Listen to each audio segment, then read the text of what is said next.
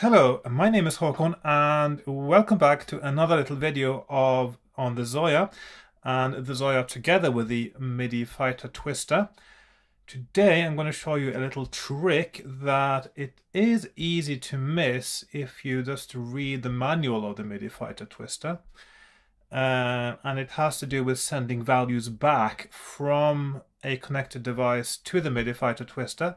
And of course today I'm using the Empress effects Zoia, where it is easy to decide exactly what MIDI values are sent back, which may not be the case for all connected equipment, but on the Zoia it is easy. So I'm just going to show this from scratch now. So I'll start with an interface module, and we're going to go to get a MIDI CC in. And I'm using the default setup for the MIDI Fighter Twister, which means that this is the first bank, the first page of controls now, and it defaults to channel 1 MIDI CC 0 for the upper left corner, and then it goes down to 15 on the first page. So this is the MIDI channel 1, controller 0, that's what we want. And now this is connected to the first knob here. As you can see, the value goes up, and as of course, unless you do anything to restrict the range of a controller, it has the lowest value, which is MIDI value 1, becomes 0.0079 on the Zoia, and that's because that's 1 divided by 128, which is the number of values you get with 7-bit MIDI. Now, that's not what I'm going to show you today. That's just by the by.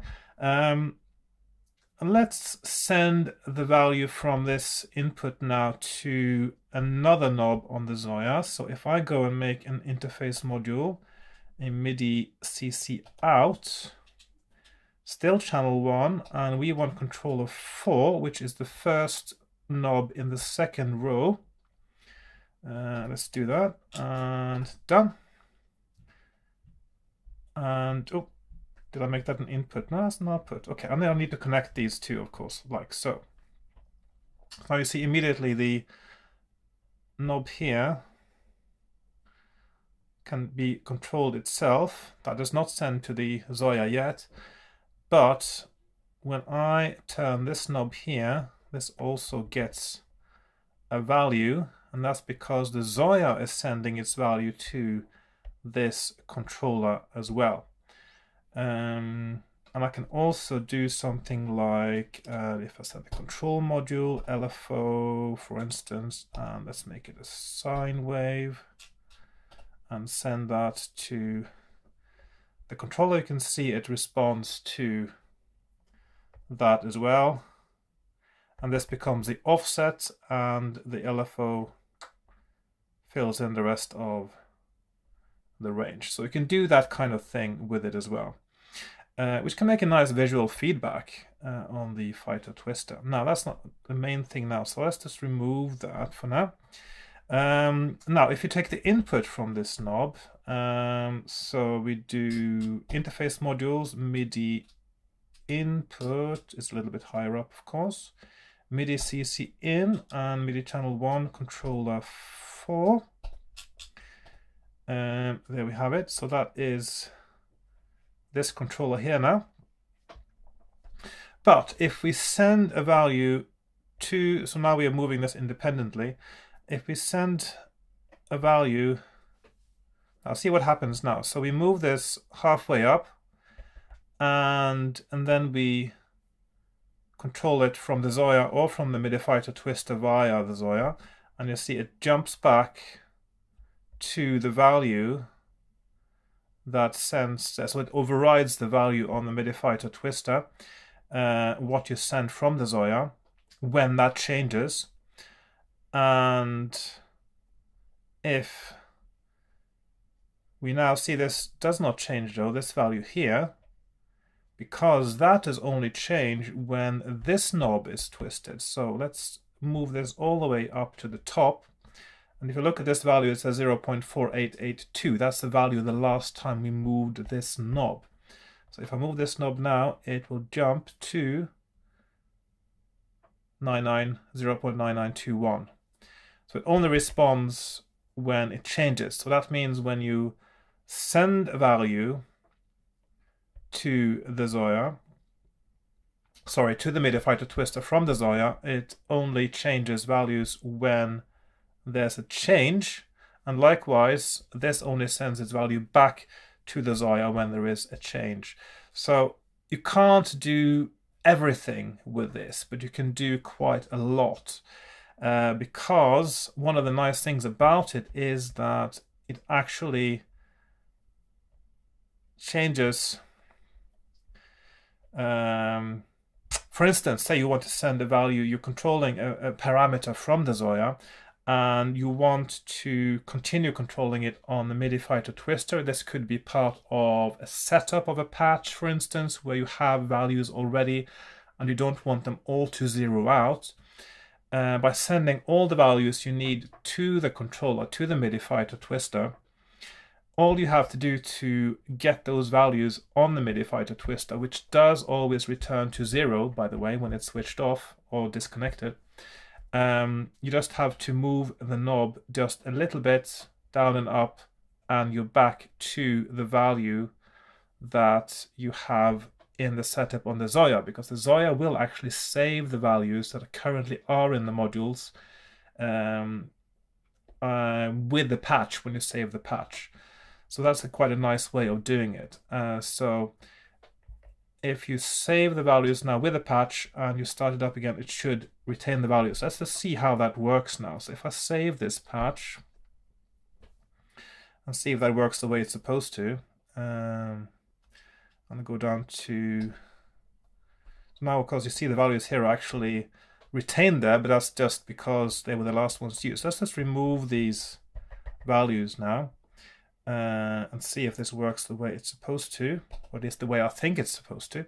So now if you now go to open the patch, see all the values that are sent from the Zoia are actually registered right away on the MIDI Fighter Twister. And you can see here the input value from this knob is saved as 0.6378, and the output value to this knob is 81, as it says there, which is the same as, well, is it the same as 6378? It might be, it probably is. So this knob now, when I start moving it, should go down or up from this value. So let's just have a look. Yeah, so I do move it down one notch and up one notch, and it's back to 6378. Now the problem now, of course, because I'm controlling this value from this, once I start moving this will go back to 0 right away and then catch up later. So that is the only caveat. So it's nice to, when you have inputs that go into the Zoia that have values that you want to retain in a patch, if you then send the values back out again to all of the controls, then you can keep them by just wiggling the knobs. But otherwise, the way I usually do it, if I don't have many controls, I just select each of the controls I use on the Zoia, sorry, on the MIDI Fighter Twister, and it says 0.6378, and then I just go and get to that value again, and then I do the next one, etc. So that is also a way you can do it. But if you have the spare CPU overhead to include MIDI out modules that send the value back again from the patch to the MIDI Fighter Twister, all you have to do is just move it up a little bit or down a little bit and back again, and then you have the value you need to set up your MIDI Fighter Twister. So that's a nice little thing to do. And also I quite like that effect with the LFO as well, where you can get an animation going on the MIDI Fighter Twister. So quite a useful little thing. You get visual feedback when you dynamically change a value on the Zoia to the MIDI Fighter Twister, and it's also a way you might actually preserve a setup in a patch that is controllable from a MIDI Fighter Twister. And this might also be possible in other MIDI controllers, but to my knowledge, this is the only one I know of. But I'm sure it's not that uncommon. And it's quite a practical thing.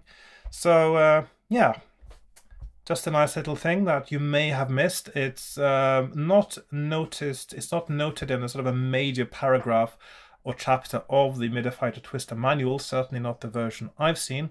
It's just mentioned in a small little paragraph, last part of a paragraph, almost as an aside, and you have to actually read it properly to see it. If you're trying to skim through it, it's very easy to miss. So sending back values on channel 1. And of course, by the way, when you're sending back values to the MIDI Fighter Twister, they are always on the same CC number, same control codes.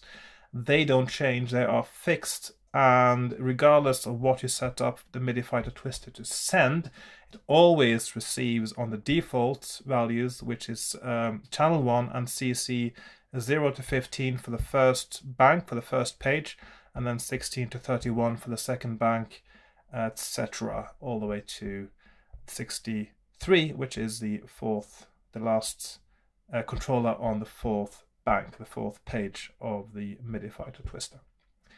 Right, so I hope you learned something new and something useful. If you enjoyed this video, if you liked it, if it's something you will use, please like, share, comment, share this video on social media, add it to public playlists. Join me on Patreon if you're interested in watching more videos of what I do, and I'll see you next time with something else. Goodbye for now. Bye bye.